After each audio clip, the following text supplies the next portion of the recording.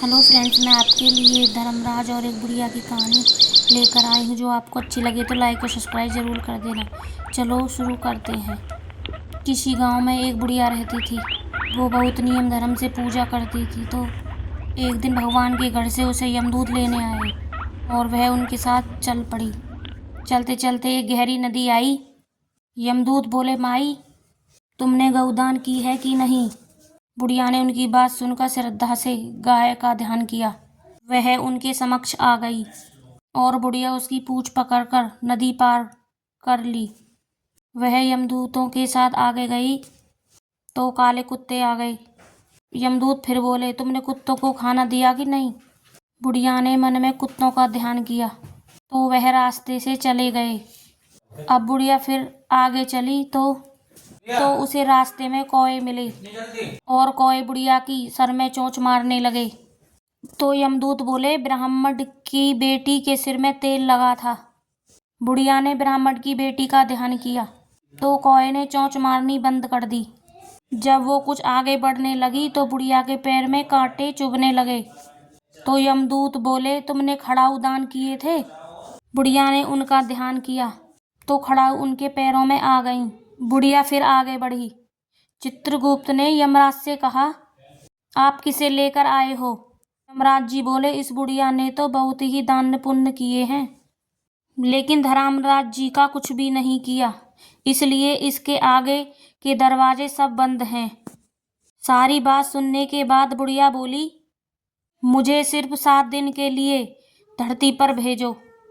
मैं धर्मराज जी का व्रत और उद्यापन करके वापस आ जाऊंगी।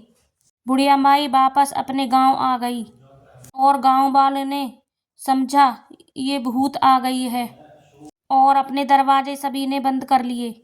जब वह अपने घर गई तो बहू बेटे ने भी दरवाजे बंद करके रख रखे थे। बुढ़िया ने कहा, मैं भूत नहीं हूँ, मैं तो धर्मराज जी की आज्ञा से वापस धरती पर 7 दिन के लिए आई हूँ। इन 7 दिनों में वापस आकर धर्मराज जी का उद्यापन और व्रत करूंगी, जिससे मुझे परलोक में जगह मिलेगी।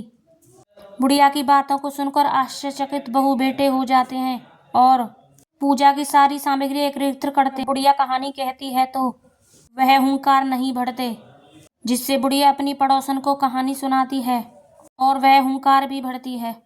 7 दिन की पूजा, व्रत व उद्यापन के बाद धर्मराज जी बुढ़िया के लिए विमान भेजते हैं।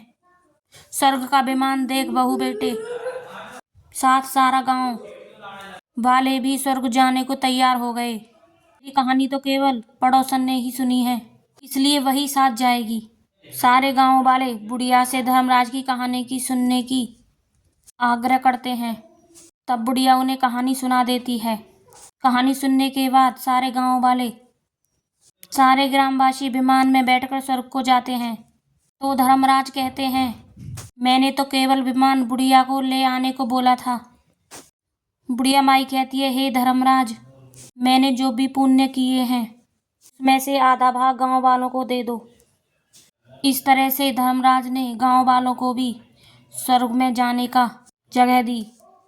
हे धर्मराज, जैसे आप बुढ़िया के साथ गांव वालों को भी स्वर्ग में जगह दी, उसी तरह से हमें भी स्वर्ग में जगह देना।